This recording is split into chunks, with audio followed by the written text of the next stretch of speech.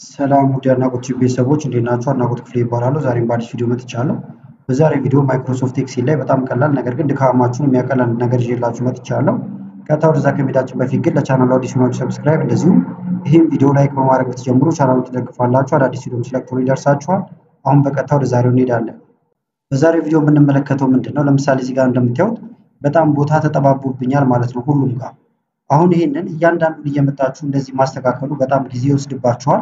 ስለዚህ ማስተካከያ ብዙ መንገዶች አሉ። ቀለል ያሉትን ሁለቱን አሳያችኋለሁ። የመጀመሪያው ምንድነው? ኮንትሮል ኤን ስትነኩ አጠቃላይ ይመረጣል እንደምታዩት ማለት ነው።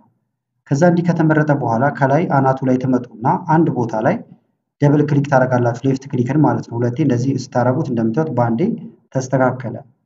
ልመልሰውና ደግሞ ሁለተኛ አማራጭ ላሳያችሁ። በሾርት ከት በጣም በቀላሉ ማድረግ ይቻላል። ምንድነው የምታደርጉት? መጀመሪያ ኮንትሮል ኤ ብላችሁ ሁሉንም ትመርጣላችሁ።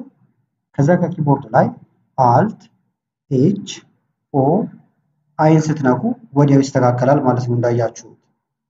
አሁን የኛው ሾርት ከት ምንድነው? ለምሳሌ አልትን ስትነኩ ቀጥታ ይመጣላችኋል። ኤችን ነካችሁ ማለት ወደ ሆም ሄዳችሁ ማለት ነው። ከዛ በኋላ ኦን ስትነኩ ደግሞ ፎርማት ሴል ጋር ሄዳችሁ ማለት ነው። መጨረሻ ላይ አይን ስትነኩ ደግሞ አውትፊት ያደርግላችኋል በቀላሉ። ሾርት ከቱን ደግሞ ማስታወስ ካልፈለጋችሁም ኮንትሮል ኤ ትነካላችሁ መጀመሪያ። ከዛ ሆም ጋር ትሄዳላችሁ።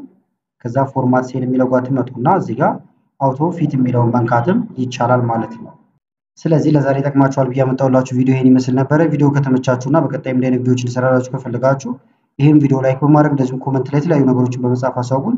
ከላይ ኢንስክሪን ላይ የምታዩዋቸው ቪዲዮዎች አሉ፣ እነሱን እንድታዩ ጋብዝኳችሁ። አመሰግናለሁ በጣም ቻው።